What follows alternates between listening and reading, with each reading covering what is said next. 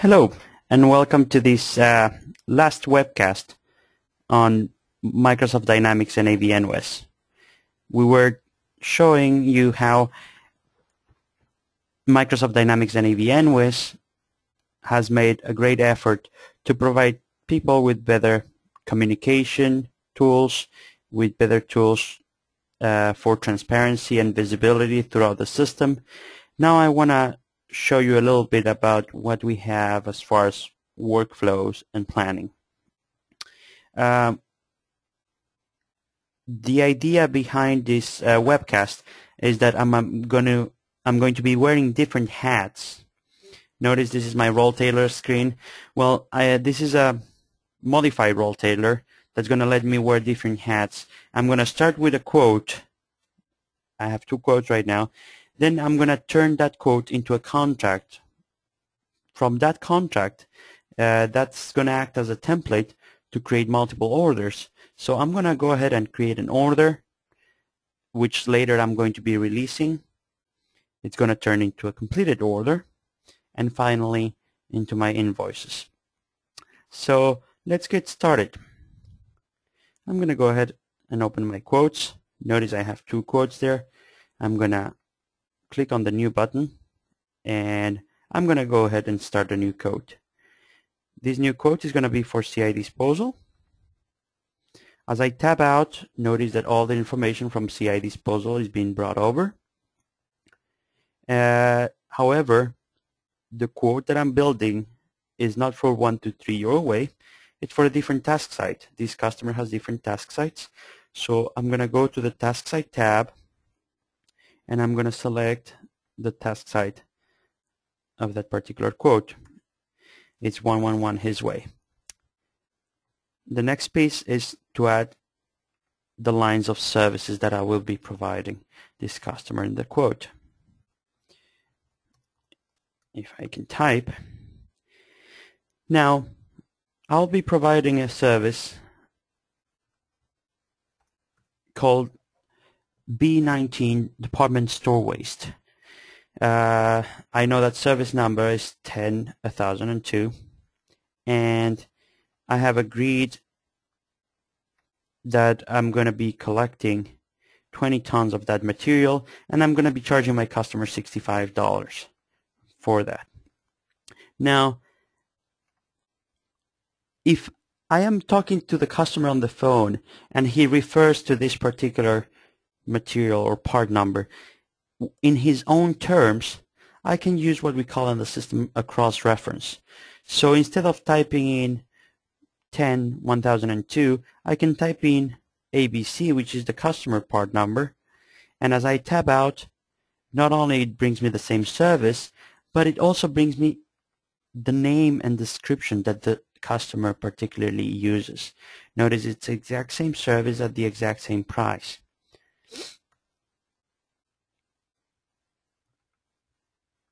I'm going to go ahead and delete that line. So I'm going to provide a second service. This time it's service 10,001 and is B12 paper. I know that for this particular type of paper, I'm going to be paying the customer. So it's going to be a purchase. As I change from sales to purchase, the system automatically knows I'm no longer dealing with a customer, but I'm dealing with a vendor. Notice I'm going to go back very quickly to my role center here for a minute. Notice I had my customers here, and CI disposal was 1,110. I also have my vendors, and CI disposal happens to be vendor K00050. So there is a seamless integration within the system between customers and vendors. For the waste and recycling industry, they are just business partners that sometimes happen to be vendors, act as vendors, and sometimes they happen to act as customers. So if I go back to my quote here, I notice I changed the purchase. It's for a different type of material. It's also 20 tons. And this time I'll be paying them $32 as an example per ton of that particular material. So once I'm done with quote, it's quote 1046 there, I can later get a call back from that customer, and he tells me that he agrees to the pricing. We have approved the particular profile if it was hazardous and needed approval, etc. So it's time to turn this quote into a contract. Now, I don't have to type anything all over again. All I have to do is click Make Contract. I'll say yes, and I'm going to archive this quote. So now I have a contract 1019. If I go back to my role center, I still have 2 quotes, but now I have 12 contracts. That means I have my recently created 1019 contract there at the bottom. If I go into that contract, I can quickly see that it's for that particular customer on the price we agreed. It's got also the task site information on that particular contract, and it's got my 2 service lines. Notice one is still sales and one is a purchase. So we have a contract in place, it's in the system. Next, the customer calls and says, come and pick it up, or I'll be sending you the material. So we have to turn this contract into an order, and they'll be doing this recurringly every Thursday, or you can set up recurring orders to be made out of this contract that will act as template. For this example, I'm going to be using one of the ways to create an order from a contract, which is by pushing this button.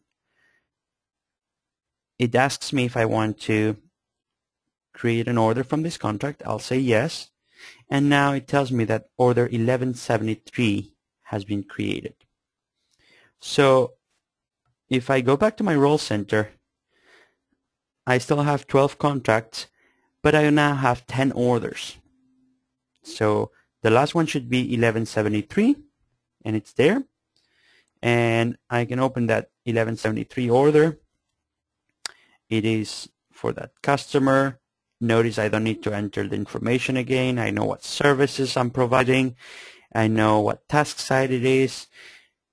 And all I will need to is give the order feedback. Let's say I have a weighbridge integrated into my system, then the weight will be pulled automatically from the weighbridge.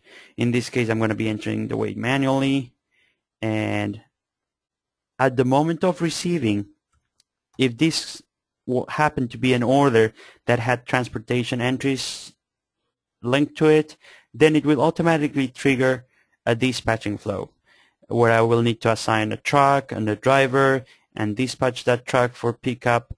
If that particular waste profile that or waste material that I'm bringing over has a production treatment linked to it, then it will trigger a treatment method, a treatment order. So for right now, it's going to be a very simple order. I have just updated my weights, and the next step is to release this order and tell the system it's been completed. So it's gone from my orders list. If I look at my role center, I'm back to 9 orders. My pile has decreased, but my pile of completed orders has increased by 1. I now have 14 items in here. 14 items, 14 completed orders, 4 sales invoices, and 2 purchase invoices. So as I go into my completed orders, I look at 1173, which is there. I see that it's ready to be invoiced. I can review at this time the quantities, the pricing, make sure everything is right. Customer information is all there. Task site information is all there. So it seems like it's ready to be invoiced. I'm going to create the invoices, and I'm going to do it by selecting Combine Invoice. Usually this is a batch process that will run at the end of the month, and it will go out and look for every open order for this customer and create one combined invoice. Now, Notice the status has changed to invoiced. But not only that, if I go to my role center, I see that I now have 5 sales invoices and 3 purchase invoices. So my account receivable department is going to look at the sales invoices, and if she looks at the last one, it's for that particular CI disposal, it's for that particular site, and it's 19 tons of this waste that we're going to be charging this customer. Now, on the other side, if I look at my purchase invoices, I will have invoice ER 1004, and if I open that, I can see that it's for that particular customer, for their task site, and for the particular service that they're going to that I'm going to be paying 18.5 tons at $32 of that particular paper that I'm going to be collecting. So what we saw basically is how one process that starts at a quote flows into a contract. My contract is still there, so it allows me to create more orders.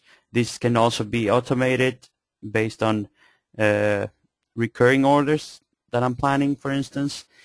Then that order will trigger production treatments, will trigger dispatching orders, and it will eventually become a completed order once all the feedback is received.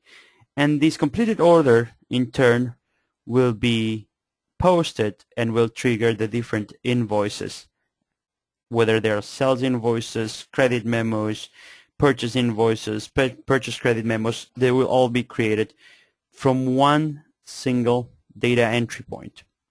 So that is Microsoft Dynamics and AV ENWIS, and a short presentation on workflows. Thank you very much for watching. Bye-bye.